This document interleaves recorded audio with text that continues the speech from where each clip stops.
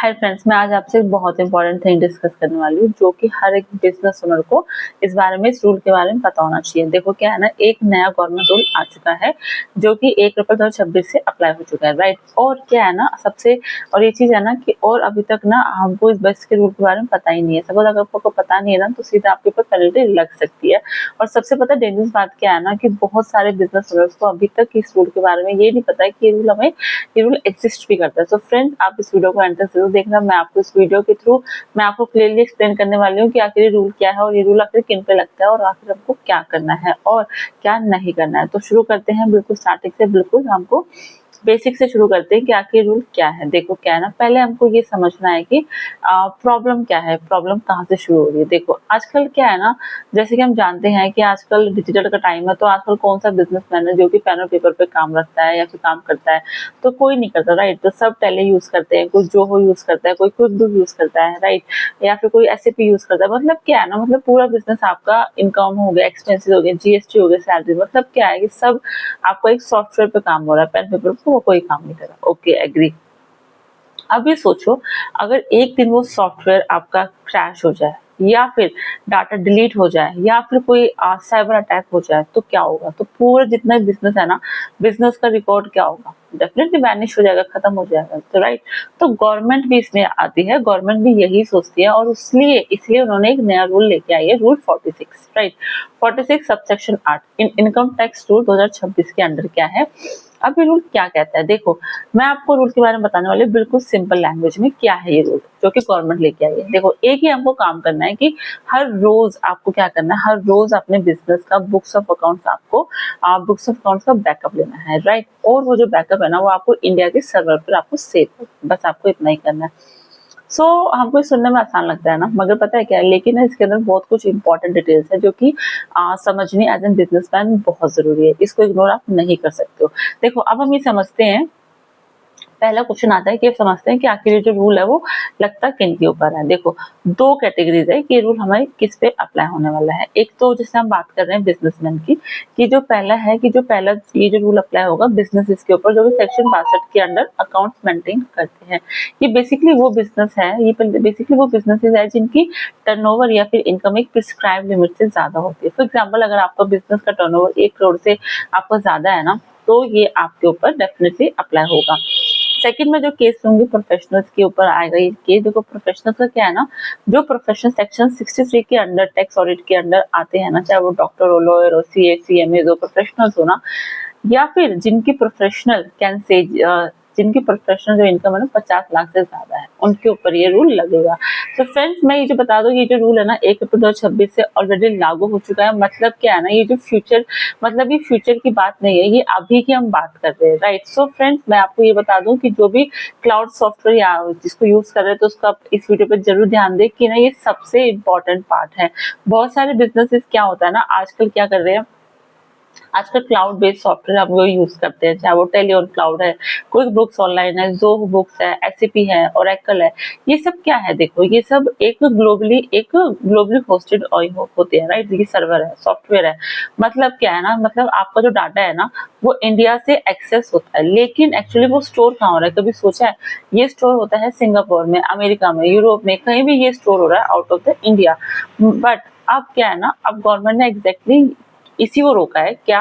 सिर्फ इंडिया से एक्सेस करना काफी नहीं है, डाटा फिजिकली इंडिया के सर्वर पर होना चाहिए। ये इंडिया का पॉइंट है। देखो इंडिया में लोकेटेड सर्वर पर बैकअप भी होना चाहिए, यही मेन पॉइंट है इस रूल का।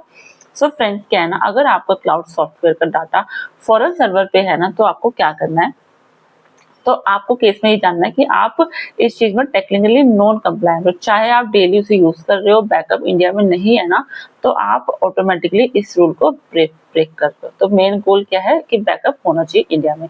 तो मैं आपको बता दूं कि अब प्रैक्टिकली आपको क्या करना है, चलो इस बारे में हम समझते हैं बहुत इजी लैंग्वेज में। सो फ्रेंड पहला काम आपको ये करना है कि अपने सॉफ्टवेयर वेंडर को आपको कॉल करना है, एक सिंपल सा सवाल पूछना है, क्या क्या कि मेरा जो डाटा है ना वो इंडिया के सर्वर पे स्टोर हो रहा है या फिर नहीं हो रहा, क्या डेली बैकअप जो है वो इंडिया में हो रहा है या नहीं। अगर देखो अगर आपका आंसर ठीक है, हाँ है, तो ठीक है, तो ग्रेट है, डॉक्यूमेंट कर लो और आप उनसे अकॉर्डिंगली आप उनसे सर्टिफिकेट भी ले सकते हो। बट क्या है ना, अगर दूसरा केस कैसे, अगर उनका जवाब नहीं है ना तो क्या करना है, तो आपको घबराने की जरूरत नहीं है। इंडिया बेस्ड क्लाउड भी ऑप्शंस अवेलेबल होते हैं। AWS का मुंबई रीजन है, माइक्रोसॉफ्ट का एज्योर का इंडिया रीजन है, वो गूगल क्लाउड का है, दिल्ली है और मुंबई रीजन है। इनमें क्या है ना, इनमें से किसी पे भी आप अपना डाटा को, अपने बैकअप को आप सेटअप कर सकते हो। और पता है क्या है सबसे बड़ी बात ना, ये ज्यादा कॉस्टली भी नहीं है। तीसरा काम क्या करना है ना, एक डेली बैकअप आप लॉग मेंटेन करोगे, मतलब कि हर रोज रिकॉर्ड को रिकॉर्ड रखो कि बैकअप कब हुआ, कहाँ हुआ, सर्वर का एड्रेस क्या है। ये जो डॉक्यूमेंटेशन है ना, ये पता है कब काम आती है, बहुत इंपॉर्टेंट डॉक्यूमेंटेशन है, और ये आती है टैक्स ऑडिट के वक्त। सो फ्रेंड्स, आपको जो नेक्स्ट काम करना है कि अपने अपने सीए को आपको इन्फॉर्म करना है। क्योंकि पता है क्या है ना, क्योंकि अब टैक्स ऑडिट रिपोर्ट में स्पेसिफिकली ये पूछा जाएगा कि आप कौन सा सॉफ्टवेयर यूज करते हो, आपका सर्वर कहाँ है, और डेली बैकअप हो रहा है कि नहीं हो रहा। अगर आपका सीए ने ना बिना वेरीफाई किए ऑडिट रिपोर्ट अगर साइन कर दी ना, तो अकॉर्डिंगली उन पर भी पेनल्टी लग सकती है। मतलब आप पर तो लगेगी, तो उन पर भी लग सकती है। अब क्वेश्चन है कि पेनल्टीज आखिर क्या है। तो चलो इस बारे में समझते हैं क्लियरली। देखो, पहले जो पेनल्टी है ना, जैसे हम बात कर रहे हैं ऊपर से, कि अगर आपकी बुक्स प्रॉपर्ली मेंटेन नहीं की, या रूल 46 के जो 46 सबसेक्शन 8 अगर आपने कंप्लाई नहीं किया ना, तो पेनल्टी सीधा 25,000 रुपये लग जाएगी। दूसरी पता पेनल्टी क्या है, कि अगर जैसे हम बात करें सीए ने अगर ऑडिट रिपोर्ट में गलत सर्टिफिकेशन दे दी, तो उन पर भी पेनल्टी लगेगी, जो कि है 10,000 10,000 रुपये। ठीक है। और ये जो पेनल्टीज है ना, ये सिर्फ क्या है ना, ये सिर्फ स्टार्टिंग है, ये सिर्फ शुरुआत है। अगर नॉन कंप्लायंस अगर सपोज पकड़ी जाती है ना, तो क्या होता है ना, तो टैक्स डिपार्टमेंट आपकी पूरी बुक्स की स्क्रूटनी करता है, राइट, और वो अकॉर्डिंगली उसका अलग ही प्रेशर होता है, नो डाउट। सो फ्रेंड्स, क्या करना है कि अब हमको एक बात और इम्पोर्टेंटली हमको समझनी चाहिए, एंड ऑफ दिस वीडियो में आपसे शेयर करने वाली हूँ, यही कि क्या होता है ना, देखो बहुत लोग क्या सोचते हैं, बहुत लोग सोचते हैं ना, ठीक है, पेनल्टी तो है ना 25,000 रुपए दे देंगे, क्या हो रहा है, बहुत लोग इस चीज को चैलेंज भी करते दे देंगे। लेकिन पता है क्या है ना, एज एन कंसल्टेंट मैं आपसे शेयर करूँ ना, कि बात से पेनल्टी की नहीं होती है। अगर टैक्स ऑडिट में आपने सपोज नॉन कंप्लायंस अगर आपको रिपोर्ट हो गया ना, तो डिपार्टमेंट के लिए एक सिग्नल हो जाता है कि आपकी बिजनेस की जो कंप्लायंस है ना, वो कहीं ना कहीं वीक है, और फिर क्या होता है ना, फिर पूरी असेसमेंट डिटेल स्क्रूटनी में जा सकती है। तो फ्रेंड्स, आपको ये कहीं ना कहीं 25,000 से ज्यादा कॉस्टली पड़ सकती है, बात 25,000 की नहीं है। तो आपको क्या करना, तो स्मार्ट काम यही है कि अभी जो आप है ना रूल को फॉलो करो, एक बार आप इसको सेटअप कर लो, और अकॉर्डिंगली टेंशन भी खत्म रहेगी, आपका बिजनेस फुल्ली कंप्लायंट भी रहेगा। सो फ्रेंड्स, ये जो रूल है ना वो नया है, ठीक है।